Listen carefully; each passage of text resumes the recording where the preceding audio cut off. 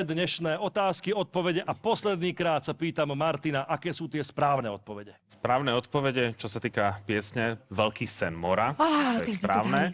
Napriek tomu, že v Moduse spievalo niekoľko známych spevákov, ale v tomto prípade to bol Janko Lehocký. Áno. Aspoň to.